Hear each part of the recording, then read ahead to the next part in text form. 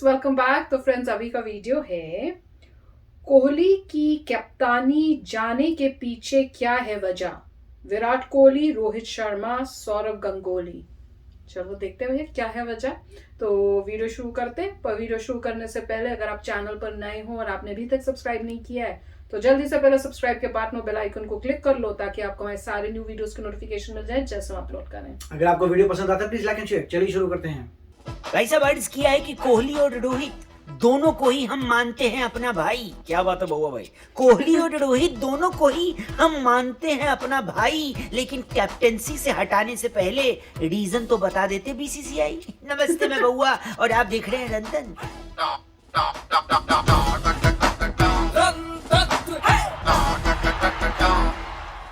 नमस्कार, जय हिंद, मैं हूं रौनक और आप देख रहे हैं रणतंत्र। और 2020 में जिस तरह पैंडेमिक चेन्नई के फैंस के लिए था उसी तरह 2021 में पैंडेमिक के मायने आप विराट कोहली के फैन से पूछिए। मतलब क्या नहीं देखा बेचारे विराटियंस ने।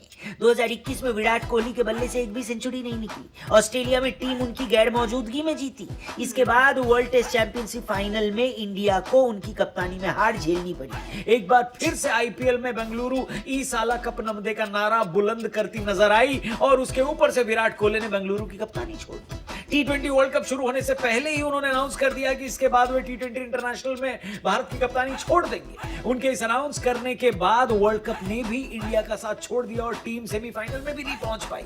और फिर साल खत्म होते होते अब भारत के ओडीआई कप्तान भी वो नहीं है। बीच में उनके best friend AB de Villiers cricket से रिटायर्ड हो गए, वो अलग। मतलब भाई इतना तो तनु वेड्स मनु पिक्चर में माधवन ने जिम्मी शेरगिल को परेशान नहीं किया था जितना 2021 ने कोहली और उनके फैंस को परेशान किया।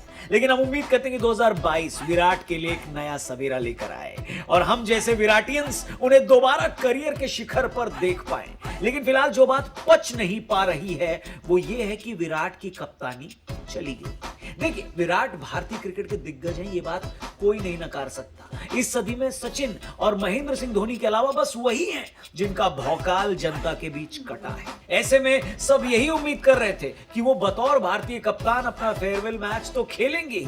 टी20 वर्ल्ड कप पे उन्होंने कप्तानी छोड़ने की अनाउंसमेंट पहले कर दी थी, इसीलिए नामीबिया वाले मैच से पहले उनके फैंस को टी20 कप्तान के तौर पर उनकी आखिरी झलक मिल गई थी। लेकिन सभी यही मान रहे थे कि 2023 वनडे वाले वर्ल्ड कप तक विराट कोहली भारतीय टीम के कप्तान बने रहेंगे, क्योंकि टी20 कप्तानी छोड़ते वक्त विराट ने खुद कहा था कि वो टेस्ट और वनडे में भारत की कप्तानी करना जारी रखेंगे। फिर अचानक ऐसा क्या हुआ कि इतने बड़े खिलाड़ी को कप्तानी से हटाने की खबर एक ट्वीट करके दी गई। मतलब एक फेयरवेल मैच तो छोड़िए, उनको कायदे से एक प्रेस कॉन्फ्रेंस करके भी कप्तानी से विदा नहीं किया गया। हो क्या रहा है भाई साहब? अब इन सब चीजों में नया पचड़ा ये सुनने में आ रहा है कि विराट कोहली वनडे की कप्तानी नहीं छोड़ना चाहते, लेकिन उनसे जबरदस्ती ये कप्तानी छुड़वाई गई। उन्हें 48 घंटे का नोटिस दिया गया था जिसमें विराट कोहली ने अपना रेजिग्नेशन नहीं दिया तो बीसीसीआई ने उनको जबरदस्ती कप्तानी से हटा दिया। एक मिनट बउआ भाई, हो सकता है ये बात एक कॉन्स्पिरेसी थ्योरी हो? बिल्कुल हो सकता है। और सिर्फ अखबार बेचने के लिए खबर बनाई गई हो? बिल्कुल हो सकता है, क्योंकि अपना टर्म खत्म होने के बाद पूर्व कोच रवि शास्त्री ने भी इस ओर इशारा किया था कि बैटिंग पर फोकस करने के लिए कोहली वनडे टीम की कप्तानी भी छोड़ सकते हैं। लेकिन जिस तरह से कोहली को एग्जिट दिया गया है ना, उसे देखकर तो यही लग रहा है कि कुछ तो गड़बड़ है दया। बीसीसीआई को कोहली को थैंक यू बोलने में भी 23 घंटे लग गए। जी हाँ, देखिए हमने वो ट्वीट, बिल्कुल कल शाम 6 बजे उन्होंने कप्तान कोहली को थैंक यू बोलते हुए ट्वीट करी। इतना देरी काहे को लगा दिए भाई? और बताओ बीसीसीआई। धोनी ने जब भारतीय टीम की कप्तानी छोड़ी थी तो उनको इंडिया ए का कैप्टन बनाकर इंग्लैंड के खिलाफ प्रैक्टिस मैच खिलवाया गया था और विदाई दी गई थी। विराट कोहली 3 वनडे की सीरीज में बड़े आराम से कप्तान बने रह सकते थे। इतना तो कोहली डिजर्व करते ही। 95 यानी 95 मैचों में 65 जीत और 70 का विन परसेंटेज उन्हें सबसे सफल भारतीय कप्तान बनाता है, इसमें कोई डाउट नहीं। ऊपर से इन 95 मैचों में 72 की एवरेज और 21 सेंचुरी के साथ 5000 रन एक ऐसा रिकॉर्ड है जिसको देखकर डॉन ब्रैडमैन भी खड़े होकर ताली बजा देते भाई साहब। लेकिन इतना सब करने के बाद कोहली का इस तरीके से एग्जिट कर जाना हमको तो अच्छा नहीं लगा भाई साहब। इस बारे में दादा से जब पूछा गया तो उन्होंने यही बोला कि the decision has been taken jointly by BCCI and selectors. Board ने उनसे बोला था कि भैया कैप्टनसी मत छोड़ो T20 की, लेकिन वो अग्री नहीं किए और सिलेक्टर्स का ये मत था कि लिमिटेड ओवर फॉर्मेट्स में 2 डिफरेंट कप्तान नहीं होने चाहिए, इसलिए डिसीजन लिया गया। अब विराट टेस्ट के कप्तान रहेंगे और रोहित भैया ओडीआई और T20 के। चलिए, बड़े लोग हैं, करते होंगे, लेकिन इस मामले पर हमने अपनी ऐश्वर्या जी क्या हमने अपनी राय दे दी, लेकिन हमें उम्मीद है आपकी भी कोई राय जरूर होगी, कोई पॉइंट जरूर होगा, आपको भी कोई शक जरूर होगा, आपको भी कोई एंगल इसमें दिखता होगा, या फिर आपको सब कुछ सिंपल और साफ दिखता है। जो भी दिखता है, जो भी लगता है, कमेंट करके बताना और ये जरूर लिखना कि आप ये वीडियो देख कहां से रहे हैं। साथ में इस वीडियो को शेयर करना, लाइक करना, हमारे चैनल को सब्सक्राइब करना, फेसबुक पे देख रहे हो तो पेज को लाइक करना, इंस्टाग्राम पे भी राम राम जरूर बोलना। विराट एंड विराटियंस रॉक्स ये बोलते हुए हम साइन आउट करते हैं। Thank you for watching. जय हिंद। तो फ्रेंड्स, है तो दुख की बात ही कि अब मतलब चलो आपने जो है कैप्टनसी जो है वो आपने रिजाइन कर दिया, पर फेयरवेल तो अच्छा देना चाहिए। चाहे कोई वजह, अगर पास में 1 साल बुरा गया, नहीं अच्छे गेम खेले गए, तो इसका मतलब ये नहीं है कि आप उनकी पूरी जो भी उन्होंने पूरी लाइफ टाइम अचीवमेंट है, जो बाकी गेम्स इतनी अच्छी खेली, उन सबको आप भूल जाओ। तो इतनी रिस्पेक्ट और इतना तो आपको करना ही चाहिए, प्रोफेशनलिज्म दिखाना चाहिए कि अगर आपने देना है तो फेयरवेल उनको प्रॉपर दे दें, और जैसे कह रहे हैं कि एक फेयरवेल मैच भी खिलाएं, वो करना बनता था। That is not right. और ऐसे लगा है फोर्सफुली उनसे करवाया गया है कि आप अपनी कैप्टनसी जो है उससे रिजाइन करो, क्योंकि जैसे ये कह रहे हैं इनके हिसाब से तो उनको बोला गया पर वो मान नहीं रहे थे। फिर इवेंचुअली उनको ऐसे लगता है ये बोला होगा कि आप अगर खुद नहीं रिजाइन करोगे तो हम ही बोल देंगे कि हमने आपको निकाल दिया, काइंड ऑफ फायर ही कर दिया। तो ऑब्वियसली जब आपके पास कोई ऑप्शन ही नहीं होगा, फायर से अच्छा फिर आप कहोगे कि डिग्निटी के लिए मैं खुद ही रिजाइन कर देता हूं। और उसमें बाद ये भी बोल रहे थे कि उनका बोलने के बाद कि मैं रिजाइन कर रहा हूं, उसके बाद बहुत देर के बाद उनके बारे में ट्वीट किया गया कि he is a great player, या उस टाइप से उनकी प्रेज में कुछ बोला गया हो। तो बात तो गड़बड़ है। अगर आप ऐसे गेम्स में पॉलिटिक्स लाओगे तो ऑब्वियसली प्लेयर्स क्या अच्छा खेलेंगे। गेम तो रही नहीं, पॉलिटिक्स हो गई। क्योंकि कोई बड़ी बात नहीं है कि जो हम लोग पिछले गेम्स जो हारे थे वो भी इसी वजह से हो क्योंकि पॉलिटिक्स चल रही थी, और जो क्रिकेटर्स थे, जो प्लेयर्स थे, वो गेम में फोकस करने की जगह इस पॉलिटिक्स में फंस गए थे। तो वही हुआ हो सकता है। ऑप्शंस तो कोई, वो कह रहे थे ना भैया आप बताओ, आप भी कमेंट दो या आप क्या सोचते हो। मैंने कहा भैया हम तो बड़ा कुछ सोच लेते हैं, हम इतना कुछ सोच लेते हैं कि आप लोग कहते हो मैम कहाँ सोच रहे हो, ऐसा नहीं है। तो सोचने में मैं बहुत आगे हूँ, मैं हर एंगल से सोच सकती हूँ।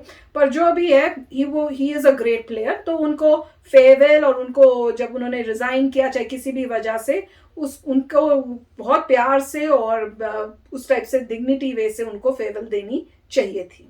इसमें डिपेंड करता है कि कॉन्ट्रैक्ट में क्या था। अगर कॉन्ट्रैक्ट में लिखा हुआ था कि दूसरा बंदा जिसको चाहते हैं कि चला जाए नहीं जाता तो क्या प्रोसेस होगा, क्या टर्मिनेट करेंगे। जहाँ तक नॉर्मली ऐसा होता है, मान लीजिए जो भी आपकी ऑर्गेनाइजेशन, इनके केस में बीसीसीआई कह सकते हैं कि उन्होंने कहा कि भाई आप छोड़ दीजिए, तो बेस्ट यही होता है कि छोड़ के चले जाना चाहिए, एमिकेबली बोल के कि भाई मैं रिजाइन कर रहा हूँ, मैं आगे नहीं खेलूंगा, मेरा इंटरेस्ट नहीं है, मेरे को लग रहा है कि मैं रिटायर होऊंगा, मेरे को और भी कार्य करने हैं, मैं रिजाइन कर रहा हूँ अपने करियर से और आगे बढ़ रहा हूँ। उससे सब अच्छा रहता है, क्योंकि आप ये नहीं कहना चाहते कि भाई मुझे निकाला गया था, राइट। आपके पूरे करियर में आ जाता है कि मैं खेला बट लास्ट में मुझे निकाल दिया, तो वो गलत था। मतलब ऐसा नहीं करना चाहिए, रिजाइन करके चले जाना चाहिए।